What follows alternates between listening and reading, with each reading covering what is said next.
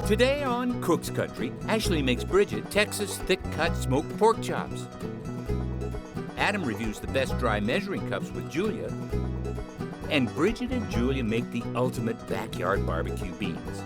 That's all right here on Cook's Country.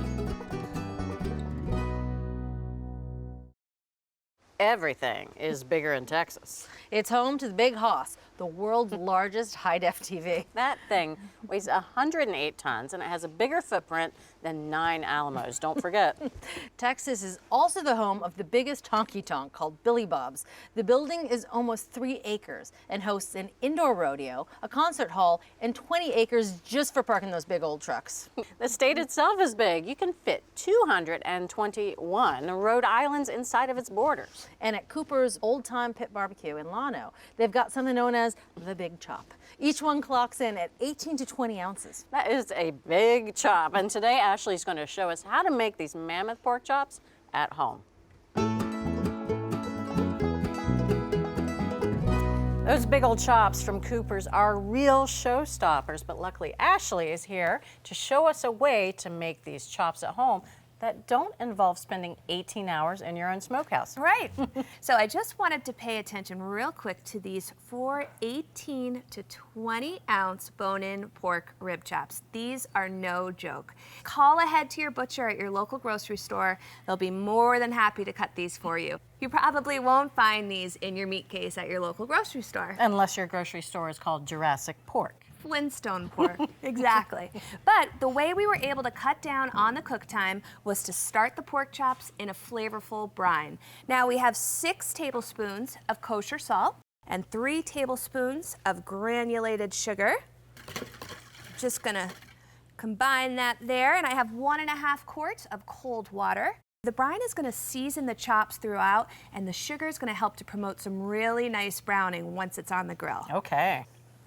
Those are huge. They are. Luckily, I did my workout this morning. I'm just gonna wash my hands real quick. Okay. I'm gonna put the lid on here. Put a lid on it. Put the lid on it. And refrigerate these for 1 hour. Okay. While the pork chops are brining, it's time to make our seasoning blend for the pork chops and our barbecue sauce. Okay. Now there's something really, really special about this barbecue sauce. It's super tangy, it's vibrant, it's beautiful, red crimson color. It's just, Sold. Yeah, it's really good. We have 2 slices of bacon here. And I'm just going to render this over medium heat, and it's gonna start to turn nice and golden brown. So that's gonna take about 4 to 6 minutes. Now, while the bacon is rendering, we are going to make our spice blend for the pork chops. We're gonna start with 2 teaspoons of onion powder, 2 teaspoons of granulated garlic, 1.5 tablespoons of salt, and 2 tablespoons of cracked black pepper. Just gonna mix this together here. And that again, just like in the brine, was kosher salt? Kosher salt, exactly. This is nice and rendered, and as you can see, the bacon is turning beautifully golden brown. And here we have 1/4 cup of grated onion, and you can just do that simply on the large holes of a box grater. And I'm also gonna add 1/4 teaspoon of salt. This is gonna cook for about 2 to 4 minutes. Now we use grated onion quite a bit when we make homemade barbecue sauce. You can just grate the onion on the sides of a box grater. And what that does is it busts open the cell walls of the onion. Then once it starts to cook, the onion literally melts into the sauce and you never know it was there. We have 3/4 cup of cider vinegar. You wanna scrape the bottom of the pot, get all those flavorful brown bits off the bottom of the saucepan. I'm gonna cook this about 2 minutes. This looks nice and slightly thickened here. I'm gonna add 1¼ cups of chicken broth, 1 cup of ketchup, 2 tablespoons of hot sauce, and then we have 1/2 teaspoon of liquid smoke, and finally 1/4 teaspoon of black pepper. And then I'm just gonna bring this to a simmer and let it simmer for 15 minutes. That sauce looks beautiful. It is gorgeous. Yeah. You're right, it's kind of tomatoey red from the ketchup. Nice and crimsony in color. I'm gonna discard the bacon because it's done its job at this point. Yeah, this is when I would usually disagree with you and say, oh, we're gonna eat that bacon, but all of the flavor from the bacon is in the sauce. This just looks like bacon at this point. Right. Okay, so I'm just gonna keep it warm by covering it. And now it's time to turn our attention to the brined pork chops. And I've patted them dry with paper towels. Just gonna evenly distribute the spice blend over both sides and all along the sides here. And I'm just gonna pat the seasoning on here. Just gonna wash my hands. These are gonna be really smoky pork chops. So here we have 2 cups of soaked mesquite wood chips, and we've soaked these for 15 minutes. And we have a nice piece of heavy-duty aluminum foil. Seal it here nicely. Finish it off by cutting 2 2-inch slits to let that mesquite wood come right through the wood chip. So Ashley is using mesquite wood chips here, and that really is traditional for these style of pork chops. In the Llano, Texas area, mesquite trees grow everywhere, and they use mesquite to flavor their barbecue. Now, it has a very distinctive flavor that's really going to stand up to those super-sized pork chops. So in this case, definitely stick with mesquite. All right, I'll grab the pork chops, and let's go grill. Sounds good. Bridget, it's time to get our grill ready. I have 4.5 quarts of charcoal, and it's just covered partially with ash, so it's time to pour it on one side of the grill. And now, the mesquite wood chips that we were talking about earlier, in the wood chip packet, I'm just gonna put these on top of the charcoal. And then we're gonna put the grate just on top. And I'm gonna know that this grill is ready for the pork chops once I start to see some smoke coming out, which should take about 5 minutes. Okay, Bridget, I see smoke. I do too. So that can only mean one thing. Ooh. It is time to clean and oil our grate. That looks about right. I'm just gonna take some wad of paper towels here and some vegetable oil. Just run the paper towel over the grates just to grease them ever so slightly. Now, the seasoned pork chops. You will see that I am putting the bones facing the fire because the bones at this stage are gonna act as a shield. They're gonna protect the meat, they're gonna let the meat cook a lot more evenly and a lot slower. I'm gonna put the lid on here with the vents open completely, and you'll notice here that the vent is directly over the meat. Now what's gonna happen is the smoke gonna be building up nicely here, and it's gonna go right through the grill, through the pork chops, and out of the top vents. And just to mention, I do have the vents completely open on the bottom of the grill. Perfect. About 45 to 50 minutes, and I'm gonna flip them halfway through cooking. Okay, Bridget, it's time to flip the pork chops. Oh, you can really smell that mesquite as well. And again, I'm gonna keep that bone facing the fire. They look great. I'm gonna put the lid back on and let them finish cooking. Okay, another 20, 25 minutes.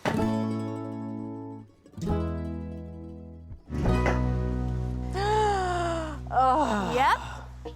they're beautiful. You know, they have a little bit of that smoked meat look. It takes on a kind of a warm tinge to the meat. I love that. You know that that's good food. All right, so I'm just gonna take a quick temperature here. 140 degrees. Perfect. Nailed it. Nailed it. I'm gonna transfer the chops to our carving board here.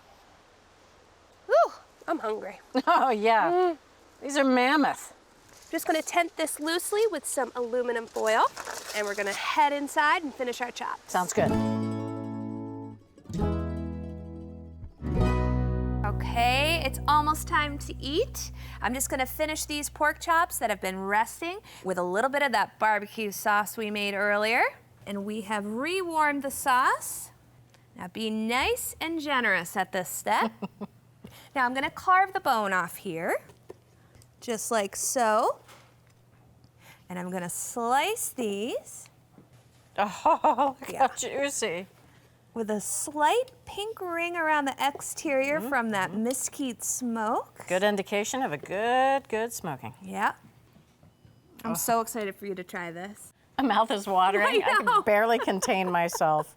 Incredible looking chops. These look good. Oh, let's tuck in. Yeah.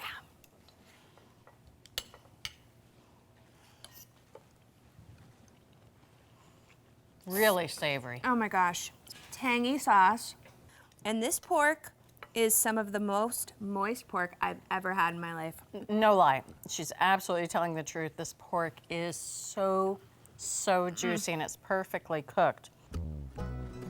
I'm a happy girl. Are you? Good. Well, making these amazing Texas thick-cut pork chops at home begins at your butcher. Get 18 to 20 ounce bone-in rib chops, and they're huge. Brine the chops in salt and sugar, and then apply a savory rub just before grilling them with a peaty mesquite wood chip packet. Finish the chops with a bacon-boosted barbecue sauce, and there you have it. From Cook's Country, a real showstopper, Texas thick-cut pork chops. Texas-sized, y'all. Love what you're watching? Take your cooking to the next level with our Essential membership.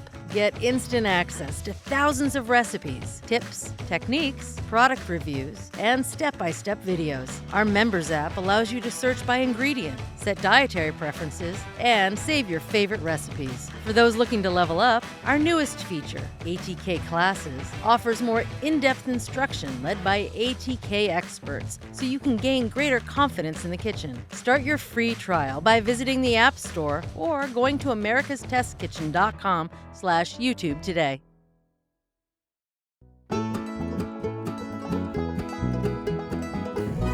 I've had the same set of dry measuring cups for at least 15 years, but I've never really given them much thought.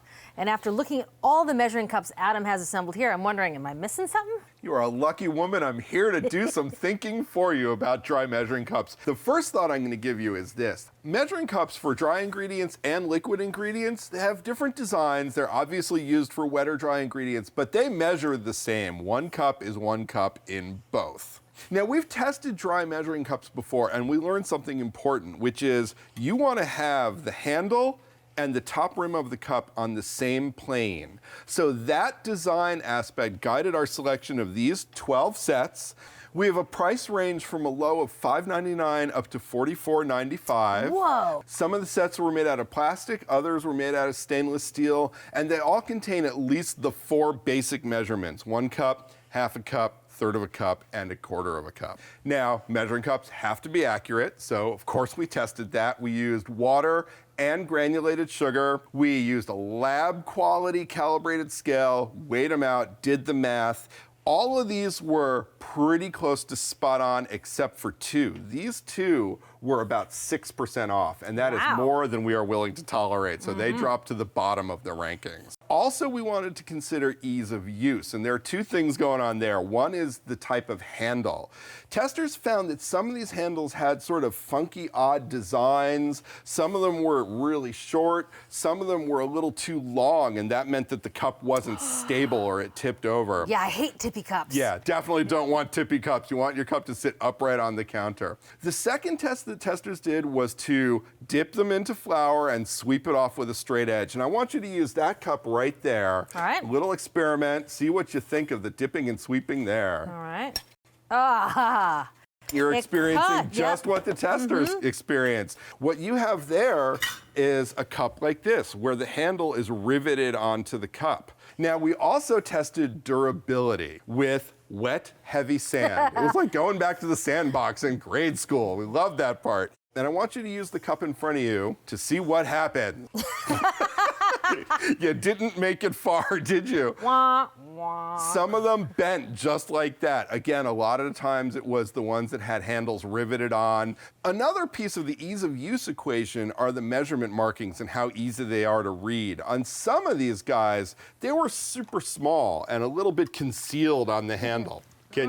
Get out your telescope to read that one. In the end, we do have a winner for you to consider more deeply. It is the OXO Good Grip stainless steel measuring cup set. It's about $20. We loved it for a bunch of reasons. Number one, the cups are molded from a single piece, so the sweeping action was smooth and seamless. The handles were durable. The markings were visible. They have an extra feature at the end of each handle is a little magnetic tab, so they stay stacked nice and neat in your utensil drawer. So there you have it. The brand of measuring cup really does make a difference. And our favorite is the OXO Good Grip stainless set of dry measuring cups, and they're about $20. Love our in-depth reviews? Get the latest from our reviews team delivered straight to your inbox. Our well-equipped cook newsletter provides top product picks, no-nonsense buying guides, and must-try recipes. No extra fluff, just the smartest ways to shop, save, and cook. Sign up for free now at americastestkitchen.com/newsletter.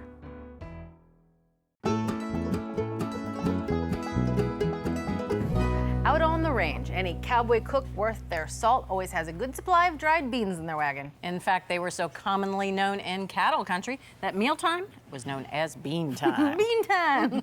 Well, it's bean time here at Cook's Country, and Bridget's going to show us how to make the best barbecue beans that are so meaty and so smoky that it'll make even the toughest cowboy cry tears of joy. I might start crying tears of joy as well because good barbecue beans means a whole mess of meat. Ooh. Yeah, and that's where we're starting. Now, we tried a whole bunch of different kinds of quick cooking meat, ground beef, ground pork, sausages. And what we liked the best was bratwurst. We're going to start off by adding 1 1/4 pounds of bratwurst, casings removed, into a 12-inch skillet. It's nonstick. Turn the heat to medium-high. We're going to cook this until the fat starts to render out. We're going to use that fat to cook onions in just a minute. But I'll go ahead and start breaking this down to smaller pieces. It's going to take about 5 minutes. Let's talk about meat number 2. Meat number 2. Meat number 2 is bacon. Hello. Always, always a good bet. Now we want lots of smoky bacon flavor in our baked bean recipe. Bacon is obviously the answer because it's smoked, it's cured, almost tastes like barbecue, and it's kind of perfect. This is 6 slices of very thick cut bacon, and we're gonna keep these in a stack because I want to cut these into 1-inch pieces. Whenever you have to cut bacon into smaller pieces, it's good to keep the bacon chilled because it'll be easier to slice through and you'll get less ripping. There we go, and now I'll just get back to the sausages. What a difference a few minutes makes. All right, you can see more of that fat has rendered out. Now we're gonna use that fat to cook onions. 2 onions that we've chopped. We're gonna continue to cook the sausage right along with these onions for about 15 minutes, but what I'm gonna look for is that the onions and the sausage get very, very brown. Let's leave this to the side and talk sauce. Not talk shop, talk sauce. So we could have started with a sauce that was all barbecue sauce, just regular bottled barbecue sauce. We do love the flavor of our favorite one is Bullseye, but we're going to doctor it up just a little bit. So what I've got here is a 1/2 cup of bottled barbecue sauce, and we're gonna add a 1/2 cup of ketchup, a 1/2 cup of water, because both the barbecue sauce and the ketchup are pretty darn thick. Now a little bit of mustard. This is 2 tablespoons of spicy brown mustard. Ooh, that's my favorite. 2 tablespoons of apple cider vinegar. So this is going to cut through any of the sweetness that we're going to get from that barbecue sauce. There's something else that we're going to add a little bit later that's pretty sweet too. This is going to help. Now I've got a teaspoon of granulated garlic and a little heat, got a 1/4 teaspoon of cayenne pepper. Oh, hello. You could add more if you wanted. And a teaspoon of liquid smoke. Now this is what really made these beans taste like they came off of a smoker. You really have to add this in there. Otherwise, it just doesn't taste the same. So I'll go ahead and whisk this up, and it's as easy as that.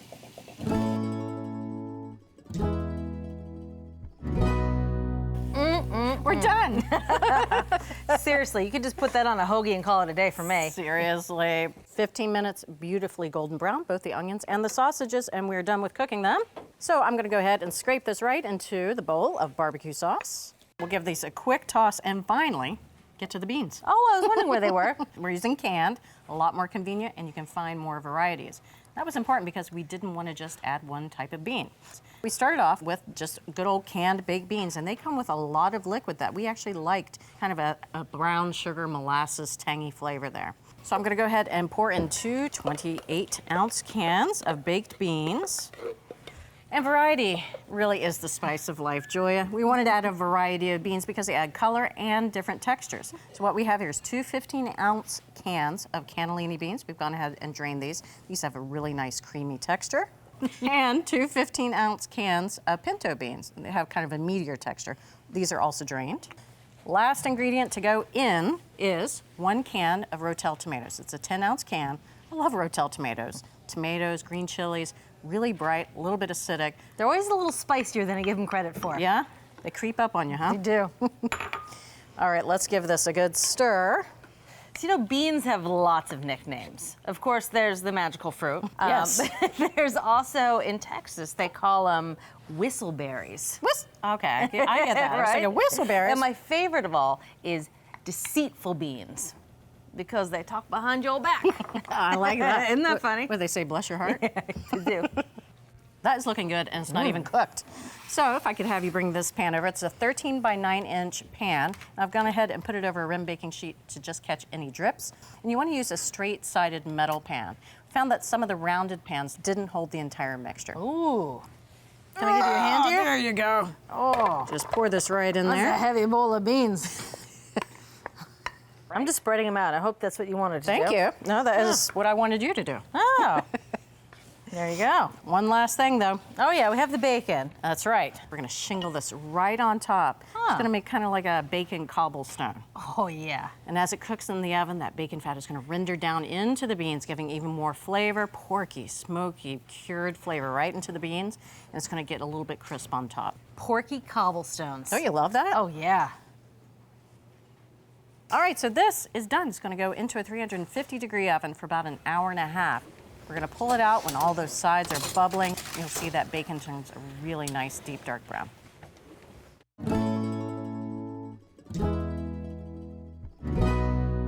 Oh, yes. My goodness. I love the cobblestone bacon. It almost looks like a little flag, like a bacon flag. I'm from the nation of bacon. I am from the nation of bacon, too. This is way too hot to eat, obviously. It looks like lava under there. And we need 15 minutes for this to cool down, and then we can come back and you can taste them. Can't wait. Goodness, that looks good. Oh, yeah. I have to say, I've never looked forward to a bowl of barbecue baked beans in my life, but I can't wait to dive into this. Today is the day. Oh, You know, 3 kinds of beans, 2 kinds of meat, though. That's what I am concentrating on. it does. It has a big, meaty flavor. All right, I'm gonna try a piece of bacon now. I've been waiting.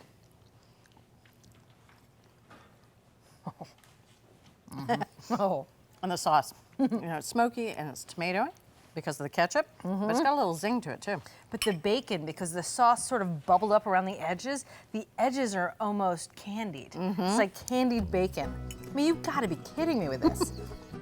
With the best barbecue beans on the range, start with canned beans. 2 cans of baked beans, 2 cans of cannellini beans, 2 cans of pinto beans, and to give those beans some serious flavor, we added a bunch of bratwurst and gussied up some bottled barbecue sauce with spicy brown mustard, liquid smoke, and a little vinegar. And the final touch, a cobblestone top made of bacon. Baked for 1.5 hours, these are the best beans you've ever had. So there you have it. From Cook's Country, the best recipe for backyard barbecued baked beans. You can get this recipe, all the recipes from this season, along with our tastings, testings, and select episodes at cookscountry.com. Well done. If you're ready to take your cooking to the next level, head over to americastestkitchen.com and get a free trial of our ATK Essential membership. While you're there, you can sign up for our free email newsletters and download our app. So, what are you waiting for?